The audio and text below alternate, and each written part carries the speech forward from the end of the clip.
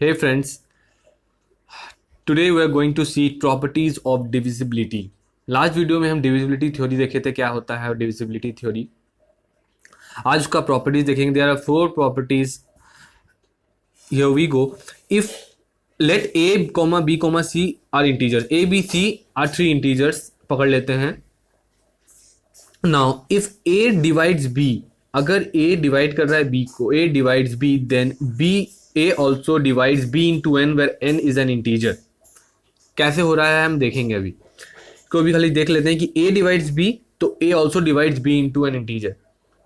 Now if a divides b and b divides c then a always divide also divides c. Next है if a divides b and a divides c then a also divides bx plus c where x bx plus cy for all x and where x and y are integer, where x and y are integers.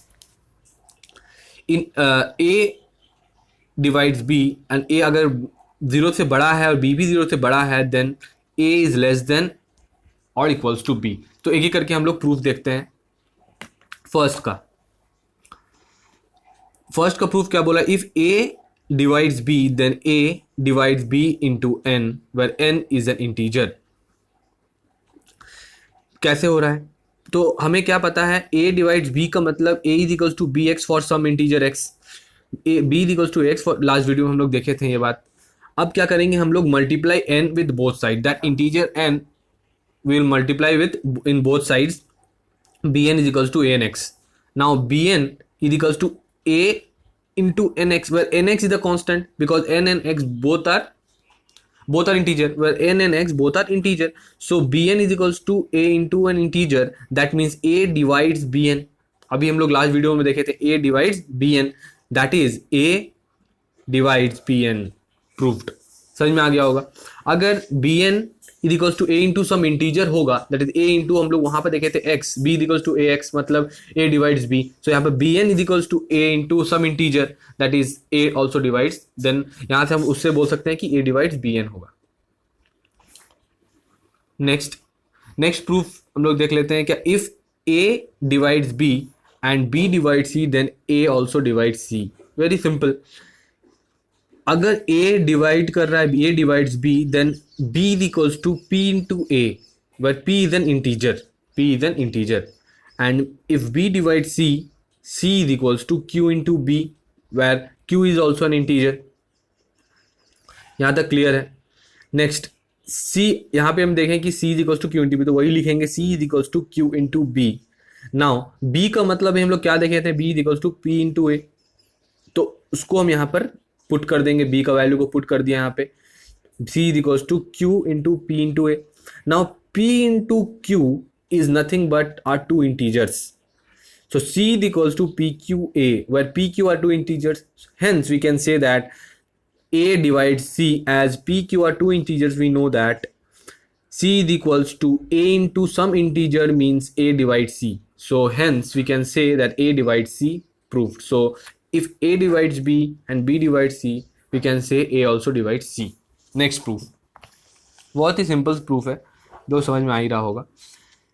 Next, if a divides b and a divides c then a also divides bx plus cy if where x and y are integers.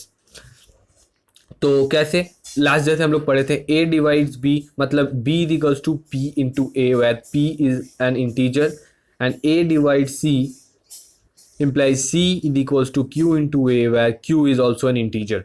We can easily write this one from divisibility theory. Now bx plus c is equals to pa. अब हम कैसे pa लिखें यहाँ पे, b का मतलब अभी हम लोग देखें क्या होता है, b is equals to pa और c का होता है qa. बस we are putting the values of b and c in this bx plus c equation. Then क्या हो जाएगा, pa x plus q into a y, that is bx equal to cy is equal to px. अब यहाँ से हम लोग a common ले लेंगे और बाहर निकाल लेंगे, एक तरफ कर लेंगे px plus qy whole into a. So यहाँ पर आप देखिए b, इसको का पूरा पकड़ लीजिए, b is equals to ax. ये पूरा एक इंटीजर ही है, क्योंकि as we know p q are integers, x, y are also integer, so sum of integers are also an integer. So this is an integer, this is an equation, so a divides b because this is equals to an integer into a, so a divides bx plus cy, hence it is proved. I think it's clear.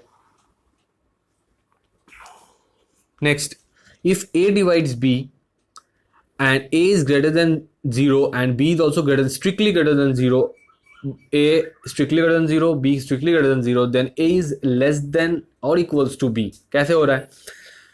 हम लोग को पता है bye divisibility theory कि a divides b is equals to implies that b is equals to p into a where b is an integer. Okay, but यहाँ पर क्या strictly दे दिया गया, a is strictly greater than 0 and b strictly greater than 0. Obviously अगर a strictly greater than 0 है, B strictly greater than 0 होगा, तो इस इक्वेशन में P will also be strictly greater than 0 because दोनों इक्वल है. अगर ए बड़ा है 0 से, सॉरी बी बड़ा है 0 से और ए भी बड़ा है 0 से, दोनों को इक्वल करने के लिए एक में कोई जो इंटीजर लगेगा वो इंटीजर को भी 0 से स्ट्रिक्टली बड़ा होना होगा. That is p is also strictly greater than 0, that is p is greater than equals to 1. Now अगर b अभी जैसे बोले b इक्वल टू p है, तो b अगर b greater than equals to 1 है तो ऑब्वियसली हम लोग क्या ये भी बोल सकते हैं b is greater than a, because अगर p ग्रेटर देन 1 है तो इसको अगर हम हटा लेते हैं यहाँ से इक्वेशन से, तो automatically a will be less and b will be greater और equal to a, b will be greater और equal to a in case p is 1. Yes, अगर p 1 होगा तो b के साथ इक्वल होगा. अगर p 1 से भी बड़ा होगा, हो जाए 2 3 4, then b will be greater than a. Example लेके देख लीजिए 10, और यहाँ पर अगर हम p को 2 लेते हैं तो ऑटोमेटिकली a 5 हो जाएगा, पर अगर p को 1 लेते हैं तो 10 और a ऑटोमेटिकली 10 हो जाएगा. So b is greater than और equals to a always if p is greater than equals to 1. Hence a is less than equals to b. That is be proved. So I think, I hope कि आपको समझ में आ गया होगा proofs of all the divisibility properties. अगर आपको कोई doubt हो तो आप कमेंट में पूछिए. Thank you for watching.